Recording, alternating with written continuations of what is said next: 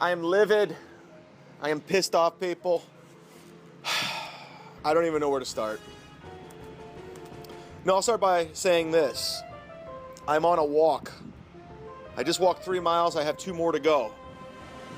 However, this walk wasn't by choice. I didn't set out the day saying, I'm going to go for a 5-mile walk. No. It started off as a bike ride. And a lot of you that might know me from my former radio show knows that I don't have the best success when it comes to bike rides. There's always an issue. Always an issue. Whether dogs are chasing me, kids are throwing stuff, or my bike just blatantly being stolen. I always have a problem with this damn bike. So today, I decided to go on a bike ride, 70-degree weather, sun's out, it's beautiful. I'm excited. So I get on my bicycle. And I'm about 3 miles away from my home on a sidewalk. And right before I can even react, I run over nails, a bunch of nails. Somebody laid nails down on the sidewalk like this was Spy Hunter. And they're trying to take me out. Who puts nails on a... What a dickhead. Ugh, anyways. So I'm about 3 miles from my home, 2 miles from the bike shop. So I got to make a decision. What do I do? So I walk the bike to the bike shop to get a new inner tube. When I get there, I realize I don't have a debit card or cash on me. So now I got to walk all the way home to get my debit card, walk all the way back just because I want to go for a bike ride. I don't have any luck. I can't win. All forms of transportation are a problem to me. I don't know what it is. Cars, bikes, I can't do anything right. Unbelievable. So I'm angry and I decided to record this intro on my walkabout. My forced walkabout. Alright, anyways, thanks for tuning in to the Sit Down Zumock podcast. Appreciate everyone tuning in last week for the dual podcast that you heard on Sit Down Zumock, and you also heard it at Comedy Metal Midgets on iTunes, Jim Florentine's podcast. We did a dual podcast together, and it was very successful. I talked to Jim. Jim said it was one of his most downloaded podcasts that he's ever done, next to his Van Halen podcast, where he recorded Van Halen's first show at Cafe Wah in New York. It was so big that David Lee Roth even contacted him for the audio, so that was pretty sweet. He said this one is right up there with it. And I've been getting a lot of emails from Eric O'Neill, about the subject of a good friend, the good friend to women. Apparently a lot of people shared our pain being a good friend to women. Terry, he emailed me. Steve on the tweeted at me. Everyone seemed to enjoy it, so thanks for listening. Thank you so much. If you want to email me, you can email me at chedzumock3@gmail.com. And if you want to advertise on the podcast, email me there. We'll discuss rates. I'm talking to some people as we speak. Speaking of sponsors, frizzonmedia.com. They're the ones who bring you this podcast each and every week. They've been on board since the beginning, and they're great at what they do. Video, audio, B-roll, time lapses, commercial, you name it. They do it right. Go to frizzonmedia.com. Hire them. Record your wedding. Anything. They can do it all. Hit them up. frizzonmedia.com. All right, people. I'm in a bad mood, so I'm going to get to it. This week's podcast was a little bit different. I was joined by my comedian friend, Chris Clem, out of Chicago. You can find him at Chris Clem on the Twitter. Very funny guy. We've done a lot of shows together. But we were also joined by special guests, special celebrity guests, the baller attorney himself, Mr. Tim Misny. And if you're out-of-state listeners, out-of-city listeners, you don't know who Tim Misny is, you're missing out. This guy's a big deal in Cleveland, big-time lawyer. He's all over the TV, on the billboards, in the phone book. He has the famous saying, he'll make you pay. And when he says it, you really feel like you need to pay him. So he joins us on the podcast. I had a chance to sit down, had a nice conversation with him. Found out a lot of things about Tim Misny that I didn't know. Some things I didn't want to know. But I hope you enjoy it. We had a great conversation. Tim's a good sport. He has a great sense of humor. Chris is a good dude too. So enjoy this episode, people. I guarantee you're going to enjoy this episode more than my walk home.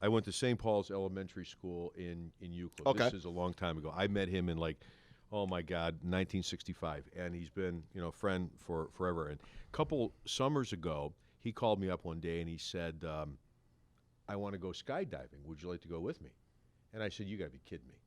There's no way I would go skydiving. I mean, because if something goes wrong, it's really bad. So I didn't go. Okay, so he went skydiving. He called me up that night. He came home. It could go bad. Real bad.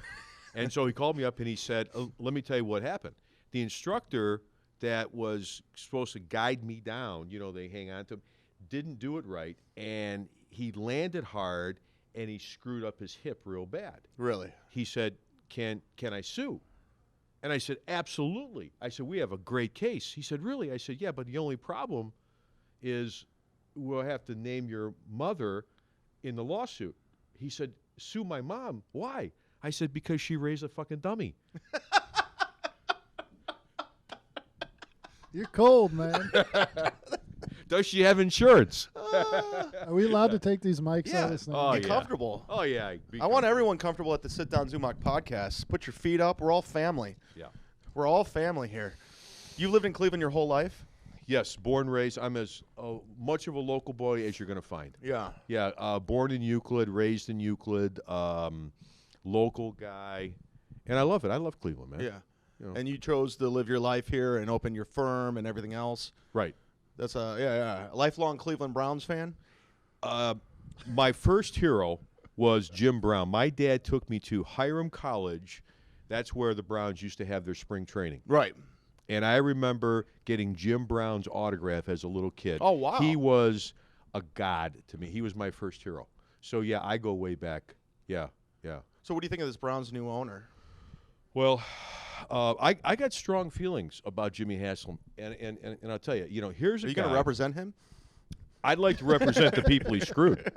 Really? Absolutely. Interesting. Absolutely. And I'll tell you, when Jimmy Haslam, the history of it, as you know, his father started the company. Right. Okay? And then he bought the Browns, and here he is sitting in the dog pound, acting like a Bill Veck, acting like he's one of us. And he's not. Here's a guy who was born on third base, and he goes through life really believing he hit a triple. Okay? Okay. And now he's trying to stretch that triple into a home run. And what he did with his scam of screwing people out of rebates. Yeah, explain that. Like, what exactly did he do? Well, I'm not privy to, my background, I was in a prosecutor's office for 4 years, way back in the day. I'm familiar with prosecutors. Okay. Right, go ahead. And I've learned one thing. Unless you are intimately involved in the case, unless you're actually prosecuting the case, unless you're working the case, someone asked me an opinion on a case, I can say I really don't know because I don't know all the inside information. Okay. But from what I have read and heard, his organization screwed truck drivers out of rebates, okay? It was a calculated plan to defraud these individuals. Okay? And the FBI has been investigating him. It's been an ongoing investigation. And the concern I have for him, for Jimmy Haslam, is that they have someone on the inside information within his organization. Okay. So, they squeezed somebody and said, listen, we could prosecute you and bad things will happen to you, but here's what we want to do. We don't want you, we want Jimmy Haslam. Okay? So give us the inside information as to what their scam was. And the first thing the FBI did when they raided his office, they took his computer, Jimmy Haslam's computer. You know what I mean? Right. So, but the good news of the story. Wouldn't that be funny if all they found was your reality series, Mizzy Makes Them Pay, and on it, and porn. Yeah. Well, yeah, that goes without saying. Yeah. But the good news, for us as Brown fans is that if Jimmy Haslam is eventually convicted and he goes to prison, his orange jumpsuit will be his team color. So that's a consolation in a way, isn't it? Yeah. No, legally speaking, what do you think the chances are that he even gets to keep the Browns through the season? Oh man, through the season, I don't know. I think the investigation goes so slow. I mean, like Jimmy DeMore's investigation coursed over several years. Oh, it's still going on. Before they came down on him. Right. So it wouldn't surprise me if he limps through this season And then when the indictment comes down and it looks like, this guy is cooked, then the NFL will step in and say, okay, we got to find a new owner. Right. But I could imagine the cartoons of Jimmy Haslam sitting in the owner's box with bars, watching his team. Well, I'm a lifelong Browns fan. You're a big Browns fan too. Yeah, and sadly, my first favorite player wasn't Jim Brown. It was Bob Golick. So Sure, good choice. That's a different era. Good choice. Yeah. I saw Bob Golick play his first game in high school. He was the only kid in the history of St. Joe's football to start as a freshman. Bill Gutbrod would never consider the esteemed football coach of St. Joe High School who passed away recently. He would never play a freshman and probably never play a sophomore, but Golick was so great that he started him as a freshman. I saw Golick play his first game for St. Joe's as a freshman. Oh, wow. Yeah. Yeah, that's crazy. I went to college with Josh Cribbs. Uh-huh. That's all I got. Yeah. he lived in my dorm. Yeah, That's pretty cool. Yeah. That's my Browns claim to fame. Yeah. No, it's being a Browns fan going into the season with this. We can't win. We cannot win. We're already dealing with this. We like right before the NFL draft, we had to deal with our owner. Yeah, that was the first news before anything else. Well, to show you what a hypocrite Jimmy Haslam really is, when he bought the Browns, he said he was going to be a full-time owner. He bought a home here, right? Right, on Bracknell. Yeah. Okay, and he was going to be a full-time owner. Okay, and that sounded great because previously we had Lerner, who had really nothing to do with the Browns. Randy Lerner. Yeah, he was always watching a soccer team. Yeah, he was more concerned about a soccer team than the Cleveland Browns. So he wasn't involved. So he said, hey, this is great because, the leadership starts at the top and everything trickles down. So say it's great. Then suddenly Haslam says, well, I miss my organization. I got to get back to my organization. What really happened was the shit hit the fan. The FBI was coming down, and he had to go back to his business to circle wagons and come up with a cover plan. Right. So that's why he went back to his organization and left the Browns. So it had nothing to do with the slushy machines. They weren't cleaning them. Nothing. Yeah. He putting too much sugar in the slushy machines. They had to renovate the trucker showers. So half of those. Yeah. Better cameras in the trucker showers. They're getting all fogged up. Oh, so you grow up in Euclid. You go to high school, what, St. Joe's? Yeah, St. Joe's. You go to St. Joe's, and at what point you're like, I want to do law? Was this your first love, your first passion? Yeah. That's what you wanted to do from day one. You weren't I want to play for the Cavs. No. I've always been consistent. As a little kid, I wanted to be a Playboy photographer. Okay. And I still do. I've never flip-flopped. Like one day I want to be an astronaut, one day I want to be a baseball player. Right. I've always wanted to be a Playboy photographer as a little kid, and I still do.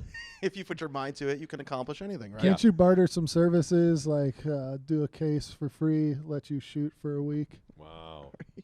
Call them up, man. Yeah, only a week can't be longer than that. I don't know how long your wife will let you.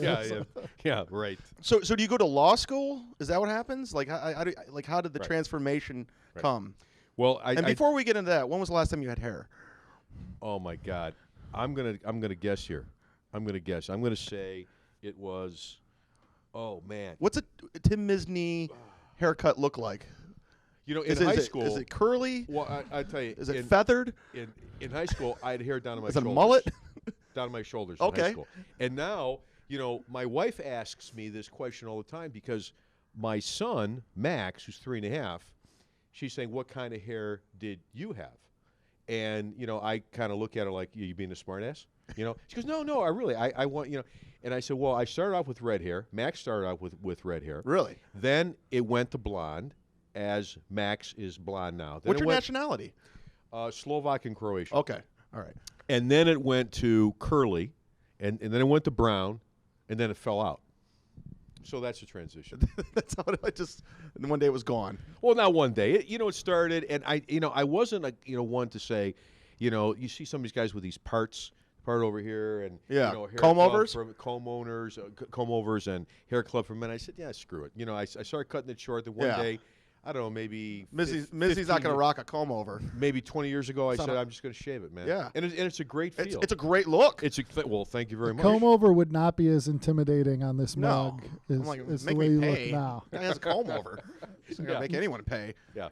No, you're a very distinctive figure. Like I think everybody sees you knows exactly who you are.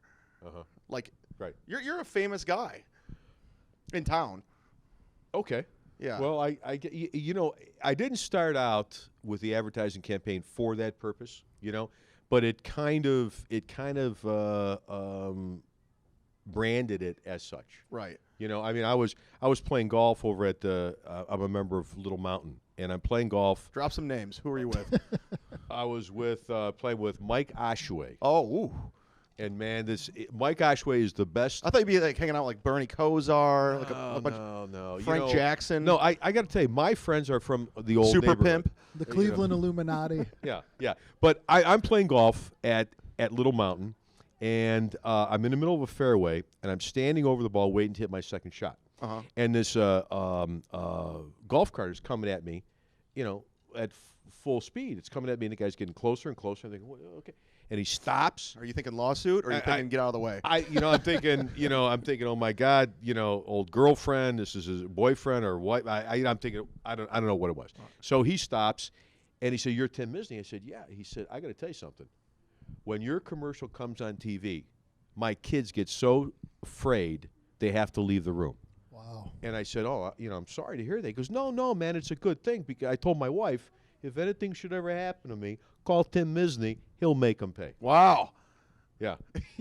You should do like children's books and just terrify them.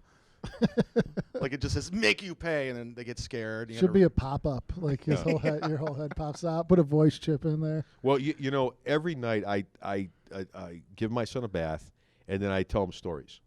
Stephanie wants me to read, the books. She reads the books, but the books are too boring, And you have better stories. I got great stories. I got great stories. Well, that's good for this podcast. Yeah. No, now you go to law school. I'm sure you're tired of talking about it, but I want to know, and I'm sure the listeners want to know. Like, what law school do you go to? Like, how long does it take you? Right. Well, I did my undergraduate at John Carroll. Okay. And then I went to law school at Cleveland State, John Marshall Law School. Okay. I went in the evening program because I worked full-time. I worked in the prosecutor's office full-time, and it was great. I learned a lot. I was able to make some money to afford my tuition and put gas in my car, and I went to law school at night, and I graduated in 3 years. I got lucky. I passed the bar the first time, and then I was off at the races. Was Matlock an inspiration for you growing up? Dan Fielding from Night Court, maybe? I got to tell you, my inspiration really in what I do, it was the law director for the city of Euclid. He hired me as a prosecutor. His name's Pat Rocco. Okay. And I got, he was a great guy. He taught me a lot. He was like a father figure to me. And, that was kind of my inspiration, Yeah. Well, you inspired Chris. Yeah. Wow. That's the reason he went into stand-up comedy. I wanted to make local commercials. I walked on the street and people shout my catchphrase at me. Good. Good. No, I'm serious. I'm not joking.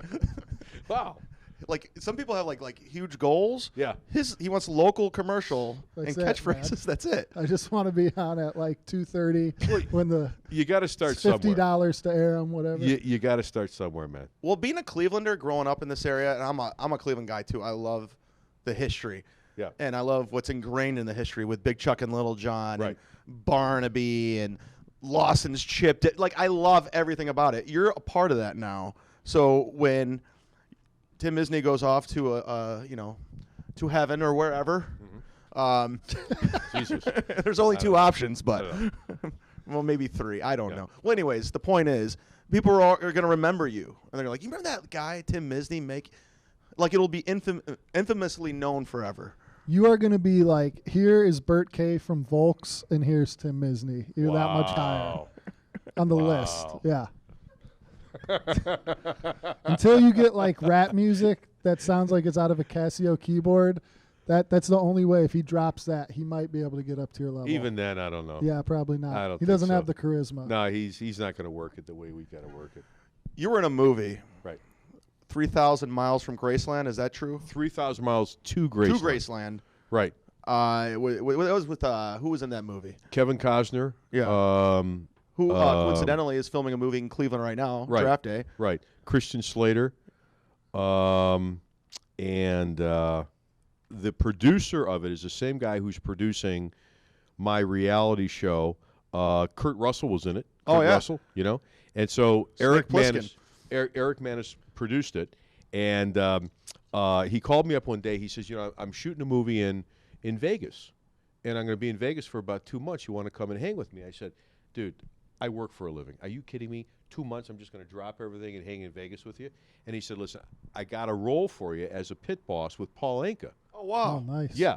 And he said, you know, it'd be a great role. I said, listen, you don't have to offer me a role. I'd be happy to come out. So I came out, and he gave me a role as a pit boss with Paul Anka. And we confront the theme of the movie was that these guys, there was an Elvis Presley impersonator convention in Vegas. And the bad guys, Kurt Russell, Christian Slater. We actually have a clip. Can you roll that? I'm just kidding. Go ahead. I wanted to pretend like we were a real show.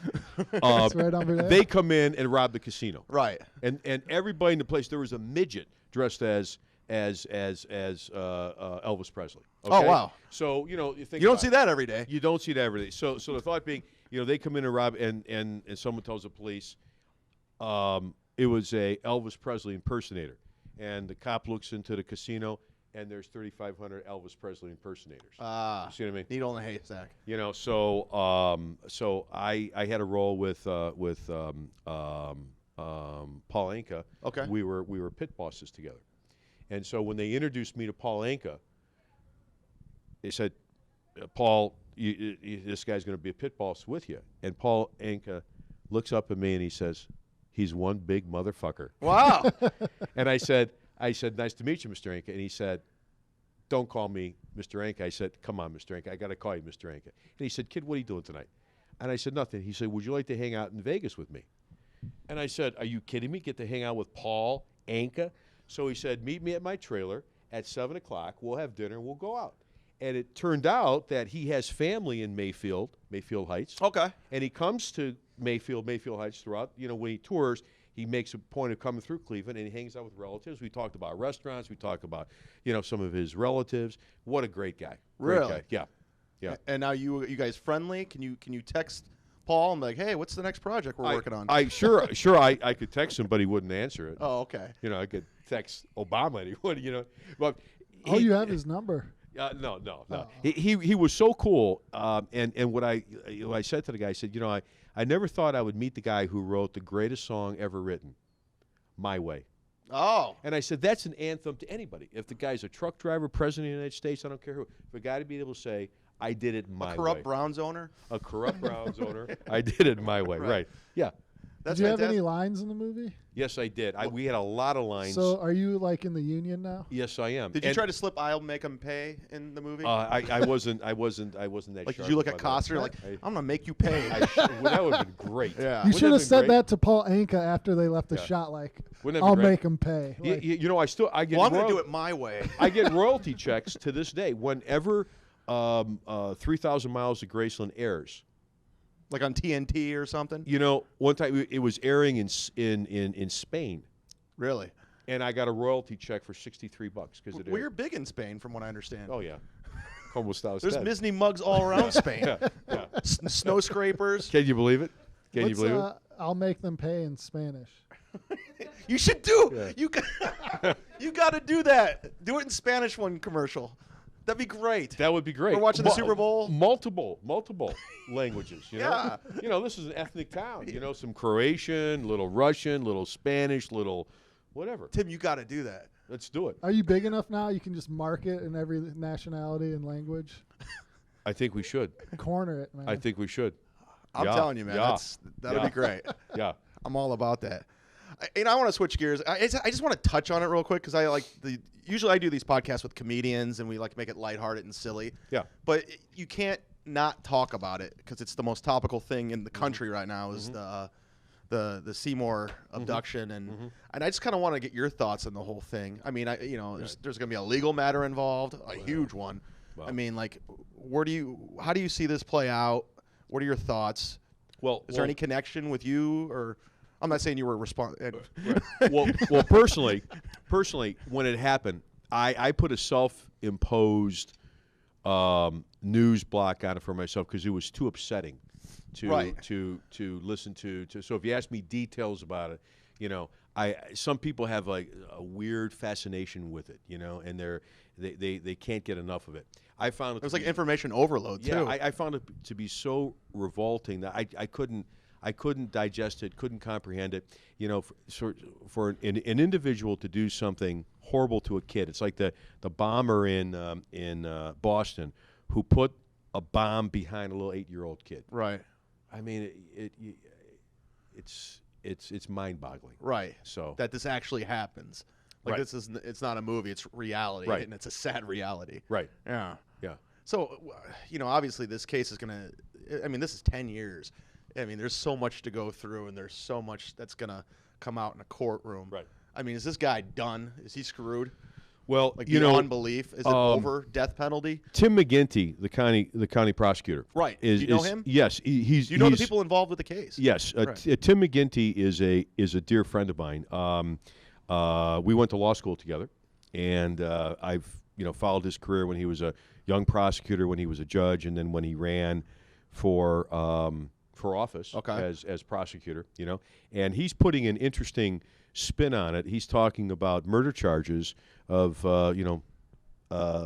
forcing the abortion, and that's it's such a hideous concept. I choose not to put my arms around it and digest the information. It's so hideous. Yeah. But this guy is. It's just a matter of how bad it's going to be for him, how much they could pile on. But clearly, Now, who is the defense attorney that's going to want to pick up this case? Like, I'm going to get this guy out of it. Like, who do they line up? Is it a public? How's that work? Well, I'll tell you what's going to happen. The judge is going to appoint probably 2 of the finest criminal lawyers in Cleveland to appoint them to represent him because the judge and the prosecutor do not want the defendant, Castro, to be able to have an appeal based upon inadequate representation. Oh, okay. Okay. So, the judge is going to appoint a couple people, and our tax dollars are going to pay hundreds of thousands of dollars in defense fund to defend this guy. Now, I have friends that I went to law school with who happen to do criminal work. And the typical question is, how can you represent somebody that is guilty? Right. How could you do that? Well, the answer is you're not representing that person. You're representing the Constitution. You're making sure that that person's rights are protected. Because, in some situations, even if the person says they are guilty, they may not be charged properly by the prosecutor. So a defense lawyer has to come in and talk it down to get it reduced down to appropriate charges. For my 50th birthday, I went to Slovakia. Happy birthday, by the way. Well, that was 8 years ago. Okay. Brother. I meant to say that 8 years ago. Yeah. 8 years ago, I turned 50, and I went to Slovakia. I don't even care about your 58th birthday. Well, oh, sure you do. I'm just kidding. Yeah. You see, you couldn't say it with a straight face. Of course, you care about my 58th birthday. I do. Sure. I was actually at one of your birthday parties. Yes. Was that the Elvis one? Was that your birthday, or is that just a party? That was just a party. Okay, never mind. Yeah. Is Paul Anka there? I texted him.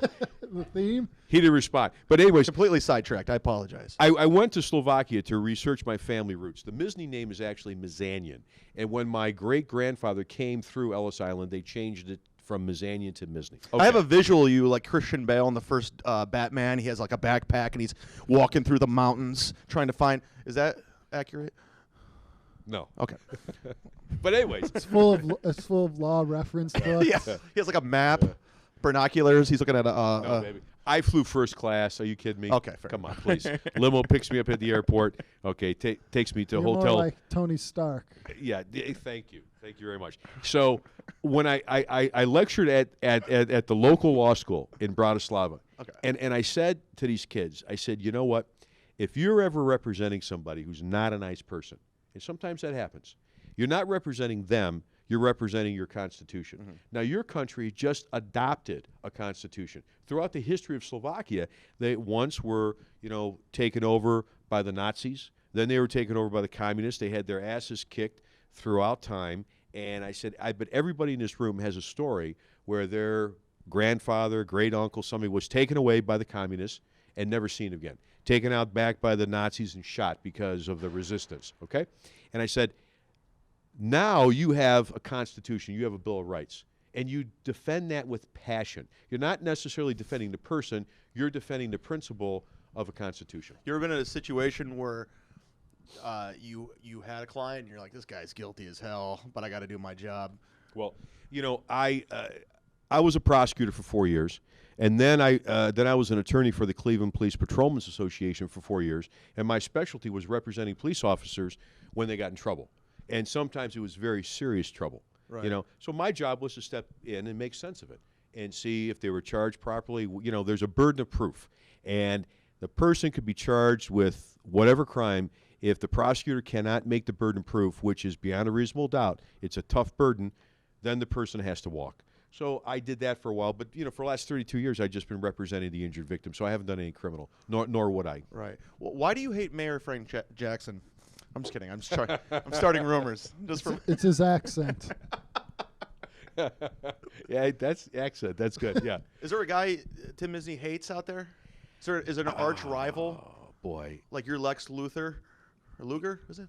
Luthor. No. Lex Luger was the rest. I believe it or not, I'm a real happy guy, man. I'm very peaceful. I mean, my life is blessed, and what I'm trying. I would like you have an arch rival though, from just my entertainment. Yeah, well, I'll come up with like one. Like Misny-verse. Yeah, let's come up with sure. somebody. Yeah. Yeah. And we'll have on the street, somebody we'll have a shoulders. cage match. Oh yeah, cage match. Chad could be the special referee. That would be great. And you'll be my corner guy. Yeah, okay? for sure, man. Thank I'll walk you out to the ring. Thank you. I'll have a steel chair ready in case somebody comes up behind you. I think you should go in there first to work him over. Then I'll stand over him like a tough guy. Come on, get up. Oh, Come on, get up. I'll be the chump. I'll just soften him up, and then you'll come in and just finish him. Or we'll do a clean tag. Big boot, probably. A clean tag, and then I'll jump on him. Okay. Yeah. I think Misny could give him the choke slam. You're like the Undertaker. Well, if I had to, I could. Yeah. But I'd probably hurt myself. I want you to have an arch rival, and I also want to put together a posse with you, like a four horsemen sort of thing. Mm-hmm. Like you, me, John Rinaldi, who else? Mike Polk, probably. Polk, yeah. Yeah. We can throw Polk in the posse. My cousin. And your cousin? My cousin. Your cousin, that's right. I'll be the Arn Anderson. I'll carry around a tire iron. And we'll just go around, just kicking it. How much fun would we have? Oh, come on. What, are we just starting shit with people? I've been to your parties. Yeah, no, we're a gang. Right. Yeah. Walk into the casino. Can you imagine us walking to the casino slow motion? We don't need a reservation. No. We'll run this town, Misny. We're going to run this town. Is this going to be your evil turn? We're going to get you in the mayor's office. You're going to start breaking off some special benefits. Man, I don't know about politics, man. No. I feel that I'm in the right spot for myself. I like what I do. I like representing people, and I like making a difference. I like changing policy. I think we can affect change in a positive way with what I'm doing, and each case is a crusade for us. So we do make a change. I like what I'm doing, man. Explain this reality series. I know I was in an episode. Right. Yeah. I don't know which one. Just go through. Was it MisneyLaw.com? Yeah, MisneyLaw.com, and I think we have Selena 10 posted. 10. 10 I've posted. watched them. 10 and it Drive was around in your truck. Right. You're visiting people. Right. Yeah, people are crying. Mm-hmm. You're helping them. Throwing me out of their house. Yeah. Did you see the one where the old lady threw me out of the Yeah, house? she's screaming at you. Oh my! Get out of my house! Yeah. Wow. There's a part of you that has to be thinking, this is great for the show. As this is happening, you're like, this is good. Keep the cameras rolling. Yeah. Well, it scared me, because. Why was the lady so mad at you? Well, I've never had a lady yell at me like that before. Sure you have. Well, yeah. Sure you have. Yeah, well, think of your mom, all the teachers, ex-girlfriends. Ex-girlfriend, yeah. A lot of people yell. An ex-girlfriend used to throw fruit at me. That's another story. Wow. Let's get back into this. Wow. Well, what this episode was about, I approached this woman. She was the mother of a young lady whose son tragically was killed in an accident. He was playing out on the front lawn, and a drunk driver jumped the curb and ran the kid over and killed the kid. Now, the drunk driver had no insurance, and the mother had no insurance, but the child spent a lot of time with its maternal grandparent, and under Ohio law, I'm allowed to tap into grandmother's car insurance because the kid de facto lived with the grandmother, okay? So I approached the grandmother and said, I'd like to access your insurance policy. And I said I could get your daughter, the policy, $250,000, and hopefully it'll make a better life for her and her remaining three children. And she didn't want to do that because she thought her premiums might go up. And I said they won't go up because it's an uninsured motorist claim, but she got pissed that I kept pressing the issue and trying to get her to agree to it, and then she just exploded and told me to get the hell out of the house. Oh, yeah. Yeah. That's at the, you got to watch that episode. It's great. I will. Yeah. As soon as I get done here, I'm putting it on my bookmarks. And then I went back a couple days later. Yeah, you want more footage? I went Screaming back. Woman? That's ratings. And she didn't believe that we could legally do this, and I had a letter from the Bar Association saying that it's legal to do this. And I said, listen, ma'am, I'm not in the business to piss people off. I'm in the business to help people. And you know what?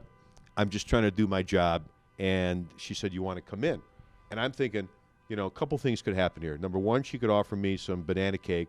Or number two, she could stab me with a sharp object. Or both. Yeah.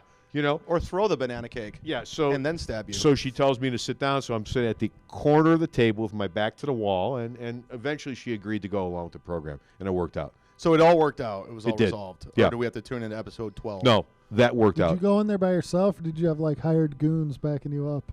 That one was myself, but I probably should have brought some serious people with me. I need money real bad. So. Okay, you're available? Yeah. Good. Okay. I'll send you my avail. So he's a struggling comic. Okay. All right. Who helps me with my podcast? Good. Now, where'd you go to school, man? College. Or anywhere. You You're know a how local busy he guy, does yeah? it? He's a pro. Yeah. He switches it. The interviewee becomes the interviewer. I went to high school in Akron at Archbishop Hoban. Oh, okay. And I went to college in Akron at the University of Akron. Okay, cool. So you played ball at Archbishop Hogan? I don't know if you can legally call it I'm sure you that, did. Yeah, good. I sat around a lot. It's a great Catholic school, man. Yeah. Were you an altar boy? No. I was an altar boy. My brother and sister were. Tell us stories about the altar boy. Well, I tell you, years after I you made it out? Was an altar boy, I went to see a psychologist, and I said to her, she said, why are you here? I said, I'm a former altar boy. She goes, oh, I'm so sorry. What? And I said, that's everyone's reaction when you find. I said, no, you don't understand. Nothing happened to me. Why didn't they pick me? I was a cute kid. You were offended? Yeah, I was offended. He picked me. But, yeah, man. So I went to Joe's, and we played you guys a number of times. Great program. Serious program. Yeah, but you guys would only play Joe's when you guys were loaded. Probably, yeah. Well, now they can't. They're in a league, the North Coast League, with the other Catholic schools. Right, so right. Can't escape it now. Yeah. So being a big sports guy, you got one ticket to any event in sports. Where are you going? Wow. Any event, any sport, including the WNBA. All right, you go first. Depends on who's playing, but I'd say NBA Finals. But if there's a Cleveland team in the Super Bowl or the World Series, that. Yeah, I'm going to go along with it. If there's a Cleveland team, then it's whatever it is. If it's a World Series, the Indians are playing, a Super Bowl, Browns, NBA Finals, Cavs. But I would probably say the Masters. I went to the Masters a few years ago. Oh, really? And, man, I tell you. A buddy of mine just went there, Jason Lawhead, who was supposed to be here. He was just at the Masters. Yeah. And he says it's the most unbelievable experience you'll ever have. Yeah. Two of my friends just went. Yeah. And, you can't get an appreciation. Is it better than WrestleMania? I'm going to say no. From personal experience, I've been to WrestleMania a few times. Yeah. I'd say maybe close. But what you can't get on TV is the amazing topography. It's so hilly, but the whole community is wonderful. And to be, is it nicer than Disneyland? It is, man. It's just great. But I got to ask you guys a question. You think LeBron's going to come back? What 2015? What do you think? I'm going to tell you right now, I don't think he is, and I'll tell you why. Well, first of all, we shouldn't even think that way.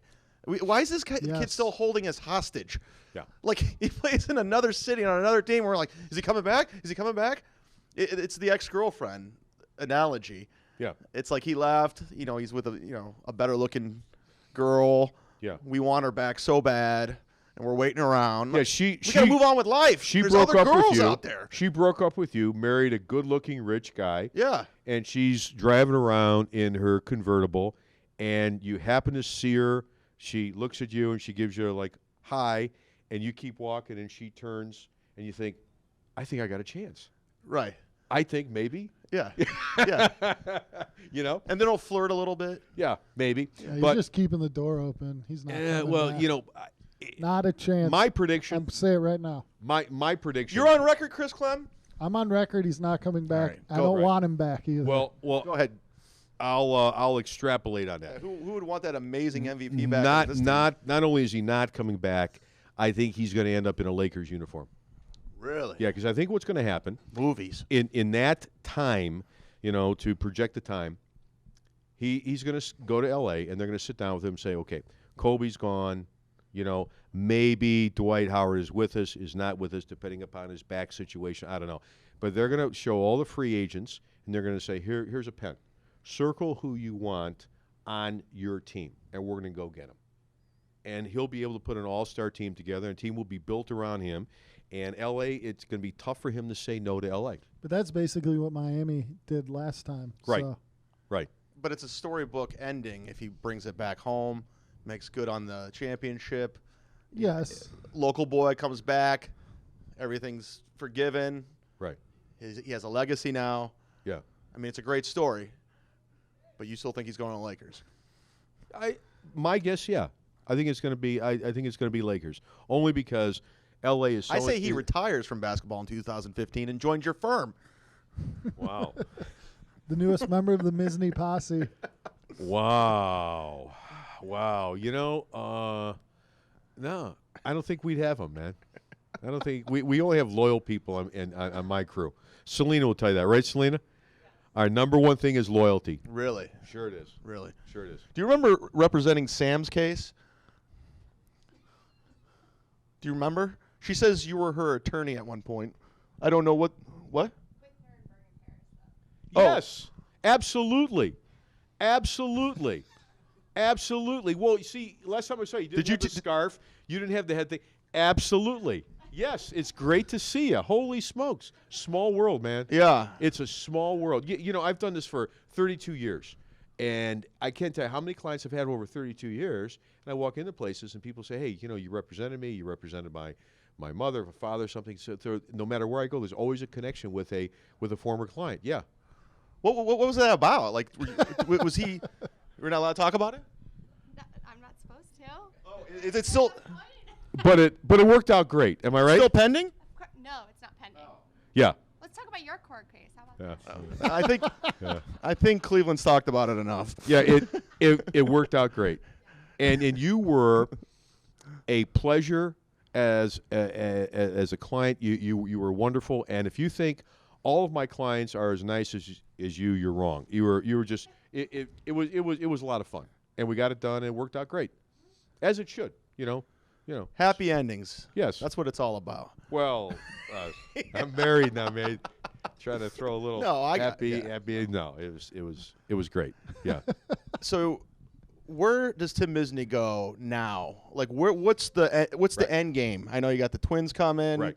What do you got on the horizon? My end game is what's the out? To be the best husband and father I could possibly be, and that's it, man. I got married a little later in life because it took me 52 years to find the square peg in a square hole. That gives me hope. Yes. Don't give up, man. Because it's out there, and my dear friend Eric Manis, the producer of our reality show, he and I were bachelors for many years. Yeah. And we didn't think we were going to get married. And he met a lovely gal named Marianne. She's from Switzerland. And he ended up marrying her. And I became judge for the day, and I married him at Disneyland. Well, she told me one day, and she has this cute little kind of a French accent. She said, Timo, let me tell you what to do. Honey, take a piece of paper and write out all the things you want in a woman. And be very specific. Write everything down you could think of, and then send it out to the universe. And I said, well, send it out to the universe. Yeah, send it out to the universe. And I thought, okay, It's a lot of postage. And then Throwing out lay. and I said, okay, fine. And then later she said, did you do it? And I said, well, she goes, you have to do it. So I took a piece of paper out and I wrote down all the things I would want. Big boobs, hot. Everything. The tall. Top 2. Great lover, funny, smart, boom, boom, boom, boom, boom, boom, boom, all the things. And I sent it out to the universe. Mm-hmm. And my hand to God, 6 weeks later, Stephanie called me out of the blue because we had dated 15 years before. Really? We reunited. So we dated. Wow. We had a hot romance. I mean, white hot romance. Whew. Okay? And one day she came in and she says, you know what? I want more. And you're incapable of a committed relationship. And I said, you're exactly right. I am incapable of a committed relationship. So she went her way. I went my way. 15 years later, and this is 6 weeks after I sent the universe postage thing, of the email Just threw it at a planetarium or something. to the Milky Way. Yeah. Okay. She calls me up out of the blue, and she says, hi, Tim, it's Stephanie. What are you doing? And I said, baby, I'm just sitting here thinking about you. Ah. How good. Smooth. Dude, I'll go with the How Rock. good. Smooth. How good was that? You're a G. And she said, Disney dropping game. Was this before or after the commercials? after. Oh, so so maybe she was just like, Jersey chaser? yeah. Yeah. Well, sure. So then she came by and she walked into Disneyland, and I looked at her and I said to myself, we're going to get married. Oh, that's a panty dropper, Disneyland. And we're gonna have a family. So I said to her, "What are you doing this weekend?" And she said, "I don't know." I said, "Let's go to New York." And we took off, and then we were married.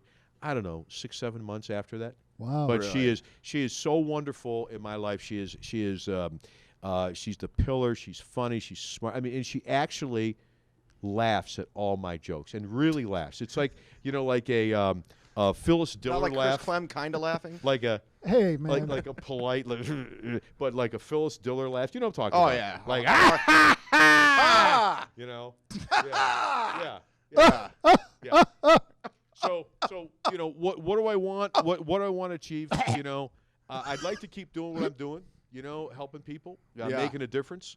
Because the people that I help, I got to tell you, truth be told, but for my help, they have no chance of justice at all. Now I'm not the only guy in town that does personal injury. We're blessed with some phenomenal lawyers in town that do what I do. But without guys like me, people who have suffered horrific losses have no chance of justice but for a guy like me making the difference. And we're giving away a 20% discount if they hear this to anybody that needs your representation. No, I have a question. Yeah, I man. know Chad's been there, but at Disneyland, does Yeah. it say that on the gate? Well, He's listen, I got to tell you, it actually it just does. really? It actually does. And for a Christmas present, someone got this welcome Disneyland plaque, and they put it out there, and I objected. I don't like the retina scan getting it. I think that's a little overdoing it. I objected for about 3.5 seconds because I thought it was a little over the top. So this was after you were married, though, right? No, the Disneyland thing was before. I've lived at Disneyland for 16 years. So did you Was seal there another the guy deal? that lived there and it was called Disneyland? And it was just coincidental? His name was like Bob Crane. Yeah, isn't it amazing how that worked out that way? Yeah. Yeah. Don't have to change anything. Was that like the ultimate, like you sealed every deal because you were like, come over, you won't miss it. It's got my name on the front gate. It's kind of like the White House. Yeah. Do people know it is Disneyland when they Yes. drive by? Yeah, they do. I'm sure nobody can actually drive by. You got like security over there. Well, and stuff. it's a half mile. Snipers. It's a half-mile driveway that goes up the side of the hill, and then we got a gate, that opens and closes. But it's 55 acres, and it's fantastic. We have Wow. streams and ponds that are stocked with trout. The wildlife is like forget about it. You got wild turkey, you got deer, red-tailed hawk, red-tailed fox. It's just amazing. Chinese laborers in the kitchen. Not anymore. Not anymore. Yeah. Yeah. Yeah, is somebody going to make you pay for using illegal immigrants in your house? Not in the house. Maybe gardeners, but not actually in the house. Yeah. Yeah. That's great. I had a pleasure talking to you today. Right at you, man. Right Yeah. back at you. Where It's can we great. find you on Twitter, Facebook, and all that? Join me on Facebook. Follow me on Twitter. Was it at Tim Misney? It is at Tim Misney. Yeah. Thank you, Selena. Do you see what I'm talking about? Yeah. I can't answer technical questions. I'm incapable of answering technical questions. Selena, what's Yeah. his social security number? What's my American Express card number? You know that one. Oh, my God. I just followed Tim Misney, so. You just followed Wow. Tim Misney? Yep. Wow. How good is that? How does it make you feel? You feel good about that? I do, man. I feel great about that, man. Are you big on social media? You know what? Like in general, not Yes. just for you? Yes, I tell you, it's a great way to be connected. I and, hate it. And you know, it's Scumbags. They just directly go to you. Well. You're first of all, I'm better than you. Don't tweet me and say I suck. Well, yeah, you're like I couldn't imagine being you on Twitter because I have like no followers and people still tweet me that I suck sometimes or I'm an asshole. So if you got it, oh man. Well, back in the day, when you think Paul Newman had a Twitter, like you couldn't get to these people, Right. And now people can go directly to Tim Misney. I don't like that. Yeah. Well, for whatever it whether it was designed this way or just by happenstance, what I do is kind of an open book, representing the injured victim. And I think when people get on my website and they see about what we do, how we do. That's Tim Misney, geocities.com / Yahoo. No, I'm just kidding. / Wow, that's impressive. GeoCities with Forward the sparkling slash. background. $. Yeah. .org. Yeah. But it's all good. Well, what's your prediction on the Browns, man? What's the season going to be this year? What do you think? We could roll out with this. Yeah. I'm thinking. I don't want to overestimate it, but Super Bowl. No, I say we go 500. I think we 500. got a good defense. I think 500 is realistic. How about you, Chris? 6 and 10. Oh yeah, 6 and 10. Yeah. Yeah. Why do you say that? Whatever most people say, I always take 2 games from that because most Browns fans are always overconfident in the Okay, Browns. I'm saying 8 and 6. That's not working. Yeah.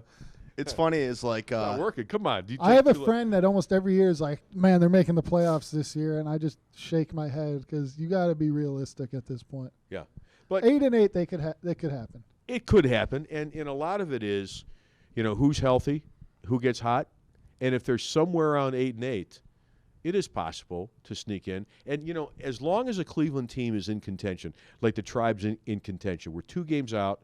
Okay, we're playing Detroit tonight in Detroit. Yeah. And This is coming out on Tuesday, by the way. and you know what? As long as a Cleveland team is in contention, it makes it interesting. That's true. So if we're if the last game of the year, when we're playing Pittsburgh, the last game of the year, instead of saying, okay, if we lose to Pittsburgh, we get the number 3 pick as opposed to the number 5 pick, we're saying if we beat Pittsburgh, we're in the playoffs. Wouldn't that be great? It'd be amazing. I would have never expected them to go 10 and 6 in 2006 either. Right. So, but they didn't make the playoffs that year. Yeah, what a shame. What a shame. And then the NFL said, okay, you went 10 and 6, we're going to give you a big boy schedule now. Yeah. And then what happened the next year? I don't remember the record, but it was bad. It was real bad, like 4 and 12. Real bad. I yeah. predict Art Modell faked his death. And we'll find that this upcoming season. Are you wrapping the show up? We are. Why? Wait, what do you got over there? You want a couple questions? Yeah. Okay. Okay. It's not every day you get to talk to Tim. I know. This is every time This I've is seen bucket list stuff. Tim Misney out on the streets of Cleveland. He's always rocking Kangol hats. Yes. Was that before or after? This is coming from an honest, good place, by the way. Yeah, I'm not. Honest, good place. I'm not Is there mocking such you a for place? real. This is Chris. Chris is like the biggest nerd in the world. A good nerd, like a likable Okay, nerd. He thanks. likes nerdy things and He's right. yeah. So the question is, Who inspired you to start wearing the Kangol, or have you just been doing Samuel it since back in L. the day? Samuel L. is LL my man. Cool J? You're exactly right. Samuel L. is the coolest cat. Yeah. He is so cool, and he's a. You ever meet him? No, I've never met him. Who's the most famous person you ever met? Oh boy, I spent the day Besides Jim with Brown. Kurt Russell. Oh, wow. Paul Anka is the most famous person he's ever met. Thank you, Paul Anka. And Did you tell him Overboard sucked, Kurt Russell? no, Just kidding. I tell you, Kurt Russell is such a cool cat. Oh, I love him. He's one of my favorite actors. What happened in the editing of 3,000 Miles of Graceland, Kevin Costner and Kurt Russell were having a feud. And they said... In real life? In real life. Oh, this is good. I like this And drama. they were saying, here's what's going to happen. Kurt Russell is going to sit down, and he's going to edit the movie. And then Kevin Costner is going to sit down and edit the movie. Where's this at? In Los Angeles. Oh, wow. So Eric called me up. He said, hey, you want to have some fun? Why don't you come out for a little visit? And, we're going to do an editing with Kurt Russell. So I hung out with 2 days. Were they producers? Slash producers, but they had the right to the final product. Sure. So I hung out with Kurt Russell, and man, he's one of us. I mean, he shows up in sweatpants, chain smoking, Marlboro Lights, big baseball fan, can quote all kind of Indian statistics, and he was just a great guy to hang out. What a great guy! Snake Plissken, that's who he is. Can you text him and ask to get Tango and Cash 2 in production? Well, again, I seriously love the I first could one. text him just like I could text Paul Anka, but guess what? No response. There's not going to be any response. Have you met Stallone?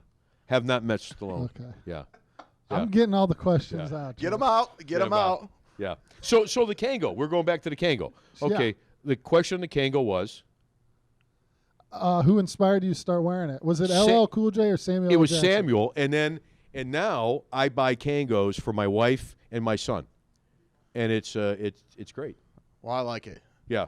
And yeah. I like you. Yeah. Well, right back at you, man. Really. Yeah, yeah. This was great, guys. No, this is great. It was my pleasure to have you come down. Chris, what do you got on Twitter? Chris_Clem, because there's some asshole that has 21 followers and 0 tweets that took Chris Clem. Really? I'm going to follow that guy. Wow. Go for it. Bastard. can Dirty, you rotten help bastard. Me can you get that back for me from Twitter? Find out his home address for me, will Hire you please? to do that? Find out his home address. We'll get him voluntarily to give it up. Oh, really? I guarantee you. I guarantee you with an apology. I got Tim Misney. I'm coming for you at Chris Clem. And I want to know your favorite cake. Because if we're done with all that, I'll have him bake you your favorite cake. Oh, man. My favorite cake? I'm not really a cake guy. I like donuts and pie, for real. So if you could get no favorite cake? Well, oh, come on, man. There's got to be a favorite cake. I like the cake with the icing that is not like regular icing. It's like whipped cream icing. Okay. Like a casada cake you're talking. Yeah. A casada cake. Get him make that. All right, that answers the And question. I will be your bodyguard in your match if you can handle this for me. Wow. So I'll bring my own steel chair. It's rusty. So that's awesome. Thank you, my brother. Too. Tim Misney, Chris Clem, give it up, everybody. Thanks, everybody. Sit Down Zumock podcast. Thank you, Frizzon Media. This was great. Get your shoes on.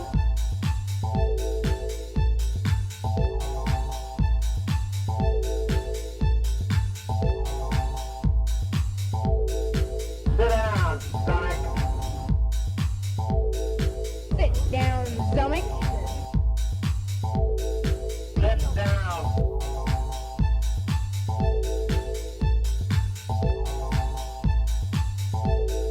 Sit down.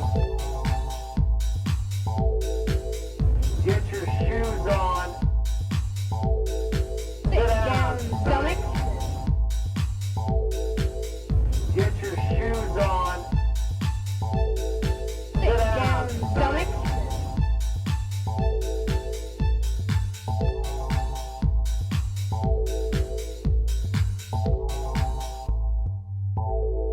Sit down. Sit down, Sonic.